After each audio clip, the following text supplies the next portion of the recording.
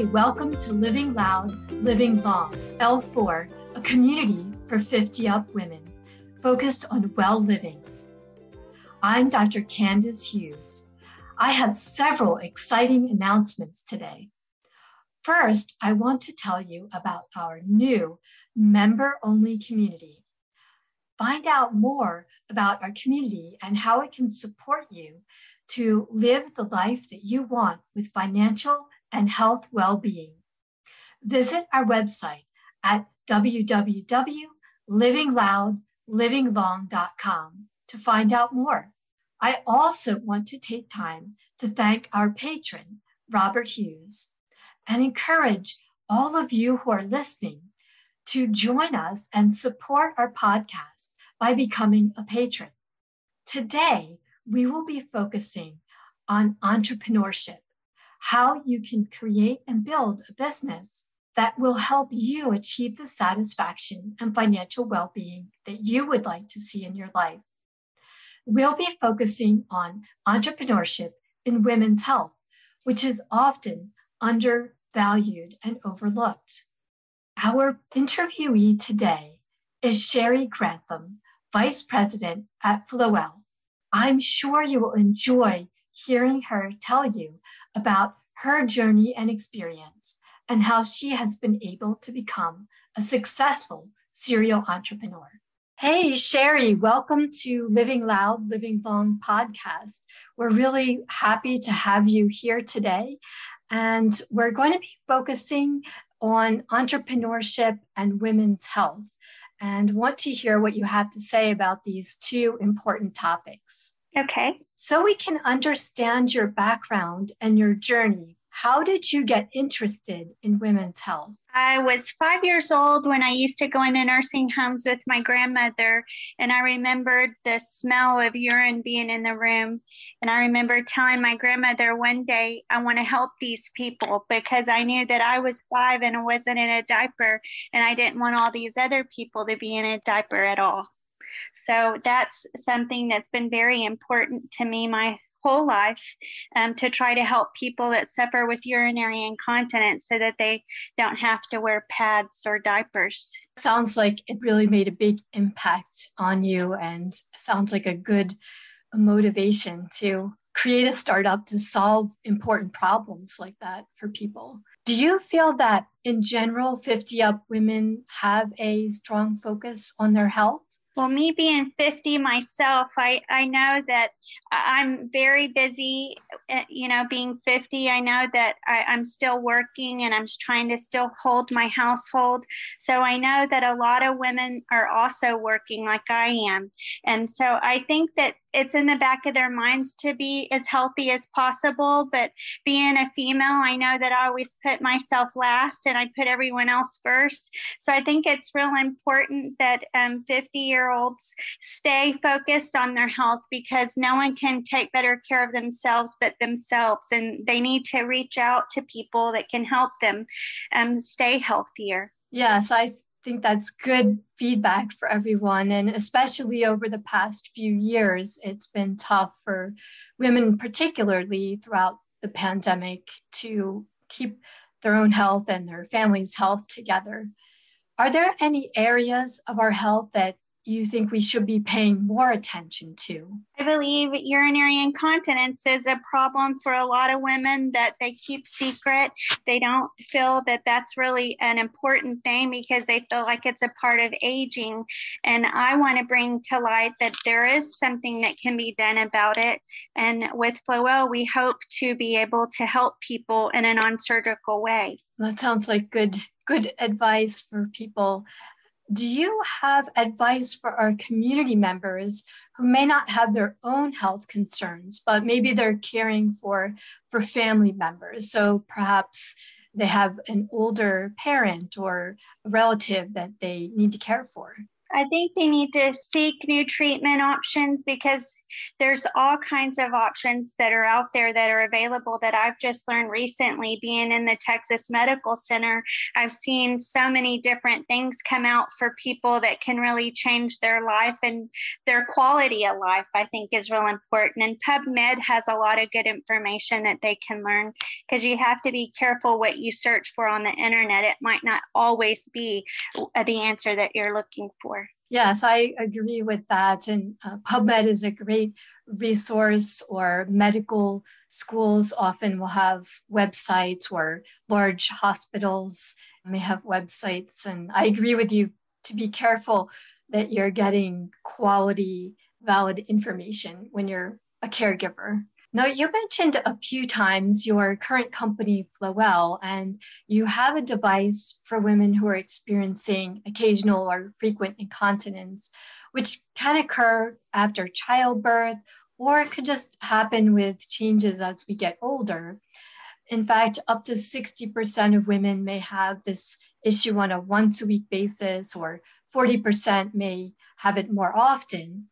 And I know that your company is currently in the research and testing stage with a product which our listeners couldn't purchase it yet, but you must have a lot of confidence and see a lot of innovation and advantages to bring your product through the difficult trials and testing needed to get a good product to the patients. What advantages are you seeing with your product? We're going to give the women freedom to enjoy their life without feeling like they have to go spend the night at someone else's house and have to carry all kinds of pads or be worried about staining their beds with urine or leaking on the way to the bathroom. We're hoping that with Flowell that we're going to give people their quality of life back and their hope, because a lot of people, they don't want to live like that. And the doctors that I've been around really just tell them that, go home and wear a pad. Well, that's not always the answer. At least I've never felt like that through my whole life of being in the urinary incontinence field and helping people with their pelvic floor health. I understand that a lot of people really need to live life to the fullest and enjoy a better quality of life. Absolutely. And I know that's an issue for people with dementia, for example. And they have, concerns and may be looking for treatment. So if someone is taking care of an older relative or, have this concern, it could be helpful for them. What future plans do you have for your device and for your company? What's next in your future?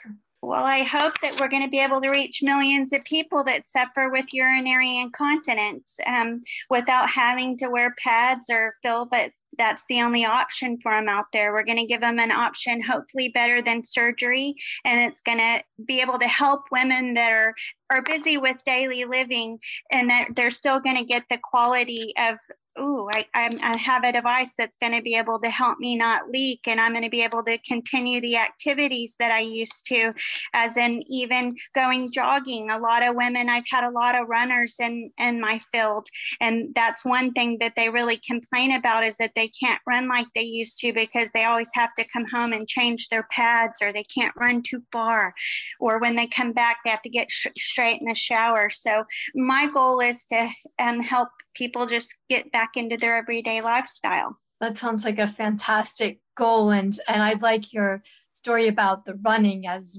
many of our listeners are very active and they want to keep being active. They don't want to be burdened or have that activity cut down by having an additional health issue. Now, your co-founder is a guy, Gerald Shapiro, and of course, he sees the strong value in treating women's health concerns. That not everybody always sees that. So I think that's a fantastic thing that he's bringing to your company. Has it helped your startup to have both a male and female perspective and approach in terms of launching and growing your startup? We each bring our uniqueness and our thinking to our Flowell team. I really feel that we're a good fit because he shares the same passion that I do to help women that suffer with urinary incontinence. So that's what really made me really reach out to Jerry, because I feel like him and I have the perfect team to build what we're trying to build together. And I always feel that it's important to have a man on the team as well as a female, because we can see from both points of view. And I think that that's very helpful as well. Yes, there's a lot of research now that's starting to show that having a diverse team in your C-suite is one that can help the company be actually stronger.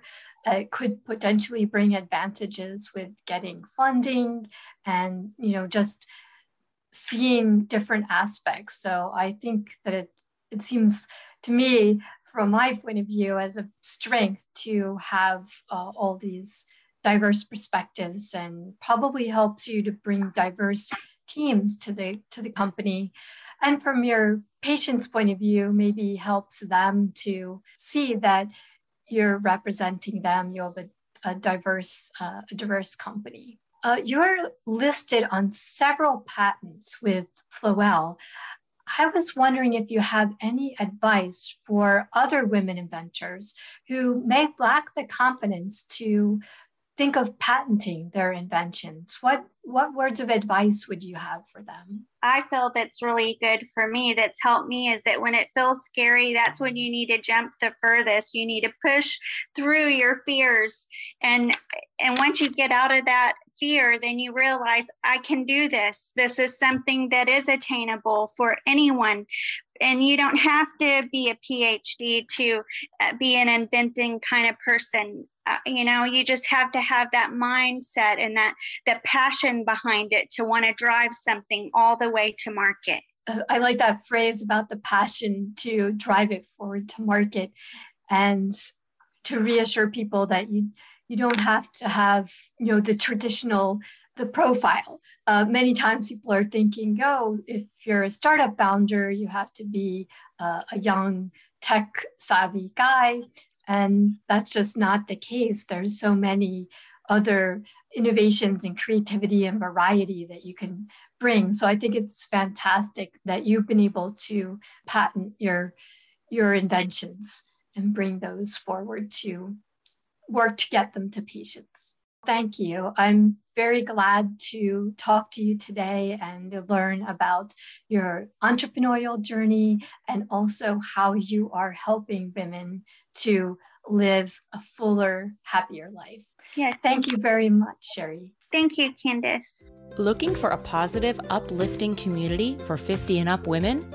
We celebrate 50 and up women who are living loud, living long, with authentic stories of real people who are creating the life they want, winning athletes, entrepreneurs, and creatives. We are tsunami wiping away outdated ideas of who we are. We give voice, we give visibility, we give community, learning, sharing, changing, vibrant, healthy, strong. If that's you, you belong with us. If you enjoyed our podcast, support our work by clicking like, subscribing, becoming a member of L4 at livingloudlivinglong.com, and donating to our Patreon account so we can keep bringing you awesomely inspiring people. See you next month.